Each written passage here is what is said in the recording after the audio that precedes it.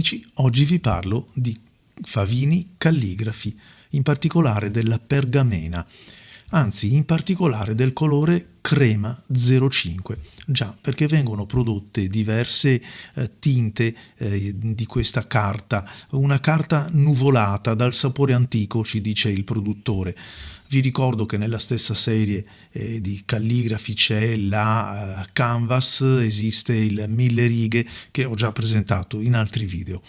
Una carta particolare, una carta che da 90 grammi, molto piacevole al tatto, con qualche fibra che può dare un po' di fastidio ai pennini più sottili, quelli più appuntiti.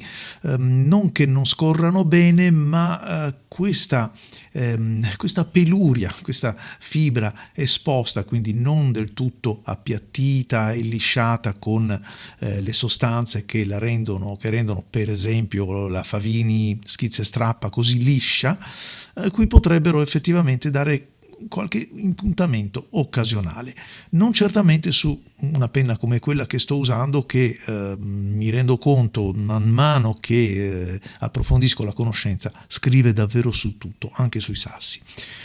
Torniamo alla carta, piacevole, un'intonazione decisa, crema, sì, un avorio, anzi molto spinto oserei dire, però piacevole soprattutto in concomitanza con qualche inchiostro un po' scuro come il blu scuro, il nero senz'altro, anche il blu, quello un pochettino elegante, o il marrone, ma anche il marrone scuro, ma non troppo chiaro perché altrimenti si perde.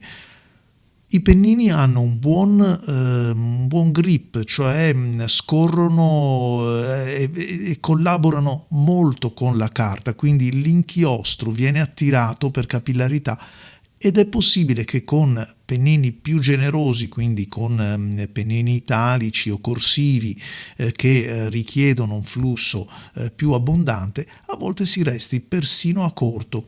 Così come avviene ad esempio sui pennini flessibili che hanno un'ampia variazione di tratto, che manifestano a volte dei binari non tanto per un problema della penna stilografica in sé, quanto nel momento in cui viene posta in relazione ad una carta che richiede, cioè che assorbe parecchio, come questa. La particolare finitura denominata nuvolata potrebbe anche mettere saltuariamente in crisi quei pennini, soprattutto italici, soprattutto calligrafici molto taglienti, i quali hanno bisogno di un angolo di incidenza ben preciso, in quanto ogni tanto la carta sparisce sotto, perché è una carta solcata, anche se in maniera molto lieve, ma da cui appunto nuvolata non solo perché ha questa variazione di intensità e di colore, ma nuvolata anche perché ricorda un po' quella pelle di elefante, chiamiamola così, e quindi occasionalmente il pennino perde il contatto, si interrompe il flusso o comunque si interrompe parzialmente su uno dei due rebbi, ad esempio. È una cosa che mi è capitata. Interessante sotto l'aspetto della grafia, un po' meno per gli appassionati del colore.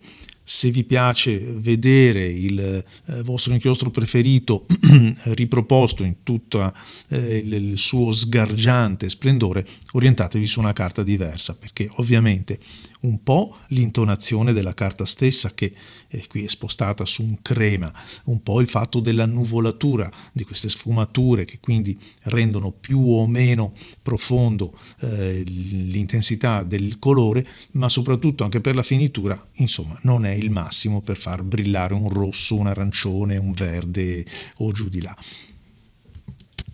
Una carta che non è nata essenzialmente per la scrittura a mano, credo meno addirittura per quella con il pennino stilografico. Se andiamo a leggere le note del produttore, ci dice utilizzabile per scrittura manuale, inkjet, laser e copy. insomma uno spettro un po' troppo ampio per definire questa carta ideale o dedicata alle penne stilografiche.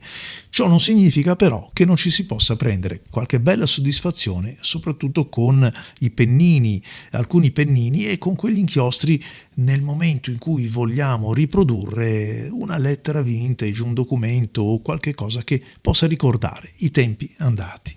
Mi è capitato anche che alcuni pennini venissero un pochettino aumentati nella loro gradazione nominale, che quindi il tratto apparisse leggermente maggiore di quello che è. Questo per via dell'assorbimento di questa carta, e a volte l'inchiostro si diffonde leggerissimamente in maniera periferica e quindi dà quella sensazione visiva.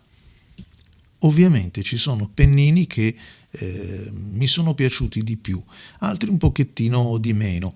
Pennini troppo arrotondati a volte faticano in senso opposto, e cioè non innescano e quindi slittano, non fanno partire subito il flusso, non lo innescano. Pennini troppo appuntiti o aguzzi viceversa potrebbero impigliarsi. Insomma, bisogna cercare un po' la via di mezzo, che è quella del gusto personale, né più né meno. Io vi lascio alle immagini e vi aspetto ai prossimi video. Ciao a tutti.